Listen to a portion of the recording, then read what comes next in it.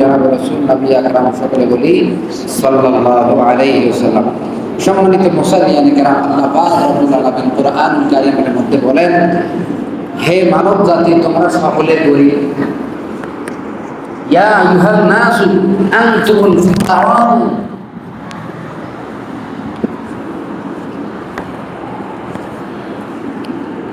আল্লাহ পাক রব্বুল আলামিন বলেন, ইয়া আইয়ুহান নাসু আনতুমুল ফুকারাউ ইলাল্লাহ। হে পৃথিবীর মানব সকল, ভালো করে শুনে রেখো, তোমরা সকলে মুহতাজ, মুকাফিফি আল্লাহ তাআলার নিকটে। পৃথিবীর যত বড় সম্পদশালী হোক না কেন, যত টাকা পয়সার মালিক হোক না কেন, যত জমি জায়গার মালিক হোক না কেন, যত স্বর্ণ মুদ্রার মালিক হোক না কেন, যত ব্যাংক ব্যালেন্সের মালিক হোক না কেন, আল্লাহ বলেন সারা পৃথিবীর মালিকও যদি হও, সারা পৃথিবী ভরা সম্পদ যদি তোমার কাছে থাকে, তারপর তোমার মতো ধনী আমি রব্বুল আলামিনের কাছে গরিব। পৃথিবীর সব মানুষই গরিব কার নিকটে? আল্লাহ পাক রব্বুল আলামিনের নিকটে। পৃথিবীর কোন মানুষ বলতে পারবে না যে আমি ধনী, আমি সম্পদশালী, আমি টাকাওয়ালা, আমি পয়সাওয়ালা, আমি জমিদার। এইগুলো কথা আল্লাহ তাআলার কাছে খাবে না। আল্লাহ বলেন পৃথিবীর সবাই গরিব, শুধুমাত্র আমি, একমাত্র আমি আল্লাহ তাআলাই কি ধনী। আর আমি আল্লাহ তাআলা কেমন ধনী? পৃথিবীর ধনীরা, পৃথিবীতে যত ধনী রয়েছে এমন কোন ধনী নাই যার বদনাম নাই। কি বলেন? পৃথিবীতে এমন কোন ধনী নেই, বরঞ্চ বড় ধনীদের, বড় বড় লোকদের, বড় বড় সম্পদশালীদের আরো বড় বড় বদনাম আছে, আছে না নাই? আর অনেক গরিব আছে যে তার জীবনে কোনো দোষ নাই। দোষমুক্ত জীবন যদি থাকে তো গরিবদের আছে। দোষমুক্ত জীবন ধনীদের খুবই কম হয়, কারণ তাদের সম্পদ কামাইয়ের পিছনে অনেক সময় হারামের পিছনে তারা দৌড়ে, হারাম কামাই করে, অশ্লীল পথে কামাই করে, ভাইকে ঠগায়, বোনকে ঠগায়, প্রতিবেশীকে ঠগায়, হকদারদের হক নষ্ট করে, হকদারদের হক পূরণ করে না, পাওনাদারদের পাওনা পূরণ করে না, ঋণ পরিশোধ করে না। শুধু দুনিয়াটাই তার জন্য আসল জায়গা হিসেবে সে বেছে নিয়েছে। তো আল্লাহ তাআলা বলেন যে আমি রব্বুল আলামিন ধনী। কেমন ধনী? ইন্নাল্লাহা ওয়াল্লাহু হুয়াল গনিয়ুল হামিদ। আল্লাহ পাক রব্বুল আলামিন বলেন আমি কেমন ধনী, আমি কেমন সম্পদশালী, আমি কেমন ধনী, আমি এমন ধনী যে আমি একজন প্রশংসিত ধনী। আমার কোনো বদনাম নাই, দুর্নাম নাই, আমার কোনো খারাপই নাই। আল্লাহ পাকের কোনো বদনাম আছে? আছে কি? আল্লাহ তাআলার কোনো বদনাম নাই, আল্লাহ তাআলার কোনো দুঃখ নাই, কষ্ট নাই, বেদনা নাই। আল্লাহ তাআলা সর্বপ্রকার দোষ ত্রুটি হতে একদম পবিত্র। আল্লাহ পাক রব্বুল আলামিন বলেন ওমা যালিকা আলাল্লাহি বিআযীজ। পৃথিবীর সব মানুষ গরিব, আমি একমাত্র ধনী, প্রশংসিত ধনী। আর এই ব্যাপারে সারা পৃথিবীর মানুষ গরিব হয়ে গেছে, আমি একমাত্র ধনী। এই ব্যাপারটার উপরে কোনো কঠিন কোনো বিষয় নয়। আমি রব্বুল আলামিন প্রশংসিত ধনী। পৃথিবীর কোনো মানুষ যদি আমি রব্বুল আলামিনের বদনাম করে তাতে কিছু যায় আসে না। আমি রব্বুল আলামিনের, পৃথিবীর মানুষগুলো যদি শিরিক করে তাতে কিছু যায় আসে না, কুফরি করে কিছু যায় আসে না। সারা পৃথিবীর মানুষগুলো যদি কেউ নামাজ না পড়ে, কেউ যাকাত না দেয়, কেউ হজ না করে, কেউ ফেতরা না দেয়, কুরবানি না করে, কেউ তাসবিহ করে না, কেউ জিকির করে না, কেউ আল্লাহ পাকের গুণগান গায় না, আল্লাহ পাক বলেন আমি তোমাদের প্রতি মুহতাজ নই, আমি তোমাদের মুখাপেক্ষী নই।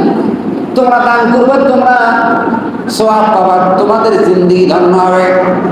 তোমরা দান করবা এর ফায়দা তোমরা পাবা, যাকাত দিবা এর ফায়দা তোমরা পাবা, নামাজ পড়বে এর ফায়দা তোমরা পাবা, হজ করবে এর ফায়দা তোমরা পাবা, যত নেক আমল করিবা সমস্ত কিছুর ফায়দা তোমরাই ভোগ করিবা। তোমাদের নেকি বুদ্ধির সাথে আমি রব্বুল আলামিনের কোনো সম্পর্ক নাই। বদ কাজ করলে জাহান্নামে চলে যাবে আমার কোনো আফসোস নাই, নেক কাজ করলে জান্নাতে চলে যাবে আমার কোনো খুশি নাই, কারণ এগুলোর মহতাজ আমি নই। অতএব জিন্দেগি ধন্য করো, জিন্দেগিকে নেক জিন্দেগি পরিণত করো, তাহলে আল্লাহ পাক রব্বুল আলামিন তোমাদের উপরে রাজি খুশি হইয়া বিনা হিসেবে মাফ করে জান্নাত দিয়া দিবেন। আল্লাহ পাক রব্বুল আলামিন বলেন লা তাজিরু ওয়াজিরাতুন বিজুরা উখরা। হে মানব জাতি, ওই দিনের কথা স্মরণ করো। কোন দিনের কথা? কিয়ামতের দিনের কথা স্মরণ করো, যে কিয়ামতের ময়দানে তোমার আপনজন বলতে কেউ থাকবে না। কিয়ামতের ময়দানে আপনজন বলতে কেউ থাকবে না। বাবা আপন হবে না, মা আপন হবে না, ছেলে আপন হবে না, মেয়ে আপন হবে না, নিজের স্ত্রী আপন হবে না, নিজের নাতি আপন হবে না, নাতনি আপন হবে না। যাকে আপনি সারা জীবন ধরে যা খাওয়াইছেন, দোকানে বসে বসে আড্ডা মেরেছেন, কত গল্প গুজারি করেছেন, যাকে না হলে যার মুখটা একদিন না দেখলে আপনার ঘুম হয় না, খানা পিনায় শান্তি হয় না, যার মুখটা একবার না দেখলে আপনার প্রাণে শান্তি আছে না। আল্লাহ বলেন কাল কিয়ামতের ময়দানে এমন একটি পরিস্থিতি দাঁড় হয়ে যাবে, সেই পরিস্থিতির মুহূর্তের মধ্যে তোমার বন্ধু বলে তোমার কাছে কেউ দাঁড় হবে না। তোমার কিয়ামতের ময়দানে, কাল কিয়ামতের ময়দানে যখন তুমি মুসিবতে পড়বা, মুসিবতের সময় হয়ে কোনো মানুষ তোমার বোঝা বহন করার জন্য আসবে না। কাল কিয়ামতের ময়দানে যে ছেলেকে না দেয়া খাওয়াইছেন, না খাইয়া খাওয়াইছেন, না পইয়া পড়াইছেন, কত কষ্ট কইরা চাকরির ব্যবস্থা কইরা দিয়েছেন, কত সম্পদ দিয়ে গিয়েছেন, কত টাকা পয়সা দিয়ে গিয়েছেন, কাল কিয়ামতের ময়দানে ঘটনা করে আল্লাহ না করুক যদি আপনি মুসিবতে পড়ে যান, গুনাহ করেন, জাহান্নামের উপযুক্ত হয়ে যান, ছেলেকে বলবেন ছেলে রে, আমি তো তোমাকে দুনিয়াতে অনেক সম্পদ দিয়েছিলাম, একটু আমার গুনার বোঝা তুমি বহন করো, তুমি একটু আমার গুনার বোঝা বহন করে আমার গুনার বোঝাকে হালকা করে আমাকে আল্লাহর দরবারে সুপারিশ করে জান্নাত পর্যন্ত পৌঁছায় দাও। ছেলে বলবে বাবা আমি সরি, কারণ আজ কিয়ামতের ময়দানে আমি নিজেই বাঁচতে পারি না, আমি তো নিজেই ধ্বংস হয়ে গেছি, আমি তো নিজেই অস্থির অবস্থা, আপনার জন্য আমি কি করব? কিয়ামতের ময়দানে আল্লাহ পাক রব্বুল আলামিন বলেন কোন বন্ধু, কোন আপনজন, কোন প্রিয়জন, কোন আত্মীয় স্বজন, কোন রক্তের সম্পর্ক, কোন মানুষ তোমার বোঝা বহন করার জন্য সামনে আসবে না। আল্লাহ পাক রব্বুল আলামিন বলেন ওয়া ইন তাদউ মুসকালাতুন ইলা হামিলিহা লা ইউহমাল মিনহু শাইউন। আল্লাহ বলেন তোমার আপনজনদেরকে ডাক দিবা, আপনজনের ঘাড়ে যদি একটা গুনাহ তুলিয়া দাও, যে না এত বড় বোঝা বহন করার দরকার নাই, আমার এই গুনাহ সমূহ থেকে সামান্য গুনাহ তুমি বহন করো, সেই সামান্যটুকু গুনাহ বহন করার জন্য সে সেদিন সরি বলবে। ছেলেও সরি বলবে, মেয়েও সরি বলবে, আপনজনেরাও সরি বলবে, সবাই দুঃখিত হয়ে যাবে, কেউ আপনার পাশে দাঁড় হবে না। আল্লাহ পাক রব্বুল আলামিন বলেন লাউ কানা যা কুরবা, যদিও তোমার একদম নিকটবর্তী ঘনিষ্ঠ কোনো মানুষ হয়, সেও তোমার বোঝা বহন করবে না। আল্লাহ পাক রব্বুল আলামিন বলেন ইন্নামা তুনজিরুল্লাযিনা ইয়াখশাউনা রাব্বাহুম বিল গায়বি ওয়া আকামুস সালাতা ওয়া মান তাযাক্কা ফাইন্নামা ইয়াতাযাক্কা লিনাফসিহি ওয়া ইলাইহিল মাসির ওয়া ইলাল্লাহিল মাসির। আল্লাহ পাক রব্বুল আলামিন বলেন হে আমার পয়গম্বর, আপনি শুধু ভয় দেখাইতে পারবেন ওই সমস্ত মানুষদেরকে যে সমস্ত মানুষগুলো তাদের পরওয়ারদিগারকে ভয় করে। আবু জেহেলকে আপনি এত ভয় দেখাচ্ছেন, কিন্তু সে ভয় পায় না।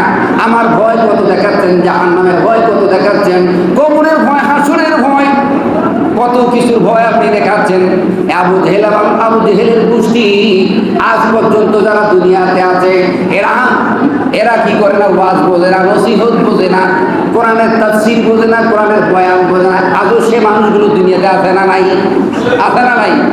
আজও পৃথিবীতে অসংখ্য মানুষ রয়েছে মুসলমান জাতির ভেতরেও, যারা নামধারী মুসলমান, কলের রকম মুসলমান, শুধু নামকে বসে মুসলমান। এই মুসলমানগুলো হওয়া, এই মুসলমানগুলো কোরআন বুঝতে চায় না, কোরআন বুঝেও না, বুঝার চেষ্টাও করে না। কোরআন বুঝনেওয়ালাদের ধারেও যায় না, বরঞ্চ কোরআন বুঝনেওয়ালার বিরুদ্ধে আরো সংগ্রাম করে। আল্লাহ পাক রব্বুল আলামিন বলেন, ও আমার পয়গম্বর, আপনার সারা জীবনের সাধনা, আপনার সারা জীবনের কষ্ট, আপনি এত ওয়াজ করেন, এত নসিহত করেন, এত জাহান্নামের ভয় দেখেন, এত কবরের ভয় দেখেন, হাসরের ভয় দেখেন, এই ওয়াজ নসিহত এইরকম ভয় ভীতি কোনো কাজে আসবে না। একমাত্র ওই সমস্ত ব্যক্তিদের কাছে আপনার এই ভয় ভীতি ওয়াজ নসিহত কাজে আসবে যে সমস্ত মানুষগুলো তাদের প্রতিপালককে ভয় করে। আসলে যাদের হৃদয়ে আল্লাহর ভয় রয়েছে তাদের কাছে ওয়াজ করলে ওয়াজ কাজে আসে, ঠিক কিনা? যাদের হৃদয়ের মাঝে কবরের ভয় রয়েছে, কবরের কথা বললে অন্তর কেঁপে যায়। যার হৃদয়ের মধ্যে হাসরের ময়দানের কথা স্মরণ আছে, হাসরের ময়দানের কঠিন ভয়াবহ অবস্থার কথা যার জানা আছে, তার কাছে হাসরের ময়দানের কথা বললে তার হৃদয় কেঁপে যায়। জাহান্নামের কথা বললে তার হৃদয় কেঁপে যায়। আল্লাহ পাক রব্বুল আলামিন বলেন, এবং ওয়াজ নসিহত করলে কাজে আসবে, ভয় দেখাইলে কাজে আসবে ওই সমস্ত ব্যক্তিদের সম্মুখে, ওই সমস্ত মুসলমানদের সম্মুখে, ওই সমস্ত ইমানদারদের সম্মুখে যারা নামাজ পড়ে 5 ওয়াক্ত ঠিক মতো, ঠিক না? নামাজ পড়বেন না, ওয়াজ করে কোনো লাভ নাই। নামাজ পড়বেন না, মসজিদে দান করে কোনো কাম হবে না। আসসালাতু ইমাদুদ্দিন ওয়া হিসাবুল ইয়াকিন। বিশ্বনবী সাল্লাল্লাহু আলাইহি ওয়াসাল্লাম বলেন, উম্মতেরা শুনে রাখো, তোমার 5 ওয়াক্ত নামাজ হচ্ছে দিনের একটা মজবুত খুঁটি এবং তোমার অন্তরের ইয়াকিনের জন্য একটা মজবুত একটা মাধ্যম। নামাজ ঠিক রাখবা, নামাজ সঠিক মতো করবা, 5 ওয়াক্ত নামাজ ঠিক মতো কায়েম করবা, বাকি আমলগুলো আল্লাহ পাক রব্বুল আলামিন কবুল করে নেবেন। নামাজ ঠিক মতো পড়বেন না, নামাজ আদায় করবেন না, 5 ওয়াক্ত নামাজের ধার ধারবেন না, কাল কিয়ামতের ময়দানে বান্দাদের পক্ষ থেকে সর্বপ্রথম যে হিসাব নেওয়া হবে নামাজের হিসাব, আউয়ালু মা ইউহাসাবু বিহিল আবদু ইয়াউমাল কিয়ামাতিস সালাহ। বিশ্বনবী সাল্লাল্লাহু আলাইহি ওয়াসাল্লাম বলেন, কাল কিয়ামতের ময়দান কায়েম হওয়া মাত্র বান্দার পক্ষ থেকে যে হিসাব নেওয়া হবে, সর্বপ্রথম হিসাব নেওয়া হবে নামাজের হিসাব। বান্দার আমলের ভিতরে যদি তার নামাজ ঠিক থাকে, কাল হাসরের ময়দানে নামাজগুলো ঠিক মতো করেছে, অন্য আমলের দিক থেকে একটু কম হয়েছে, আল্লাহ পাক রব্বুল আলামিন সেদিন ঘোষণা করবেন, বান্দার আমলের ভিতরে যেহেতু 5 ওয়াক্ত নামাজ ঠিক রয়েছে, বাকি আমলগুলোর দিকে আর তাকানোর সময় নাই, বান্দার জন্য জান্নাতের ফয়সালা করাইয়া দাও।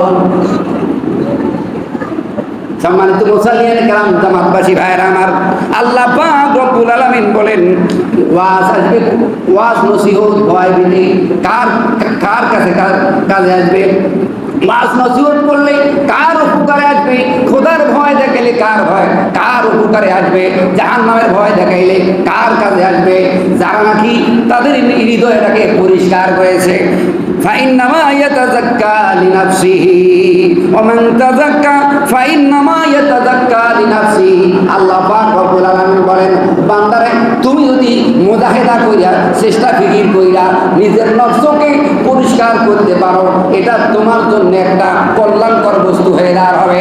কাল হাসরের ময়দানে আল্লাহ পাক রব্বুল আলামিন ডাক দিবেন ওই সমস্ত ব্যক্তিদেরকে, এই কিয়ামতের ময়দানে ওই সমস্ত ঈমানদারেরা দাঁড় হয়ে যাও যারা নাকি দুনিয়ার জন্য বেঁচে থাকার কালীন হৃদয়টাকে পরিষ্কার করে ফেলেছো।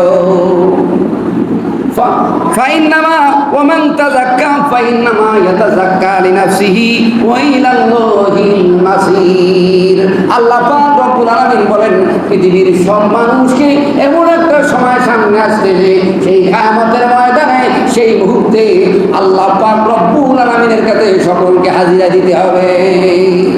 আদম থেকে শুরু করে কিয়ামত পর্যন্ত যতগুলো মানুষ দুনিয়াতে আসবে, যতগুলো মানুষ দুনিয়াতে আসবে, আল্লাহ পাক রব্বুল আলামিন বলেন, কাল হাসরের ময়দানে আমি রব্বুল আলামিন বিচারের চেয়ারে বসবো। আর হাসরের ময়দানে পৃথিবীর সৃষ্টি থেকে, পৃথিবীর আদম থেকে শুরু করে কিয়ামত পর্যন্ত সমস্ত মানুষদেরকে হাজির কইরা আমি রব্বুল আলামিন পুঙ্খানু হিসাব নিয়ে ছেড়ে দেব।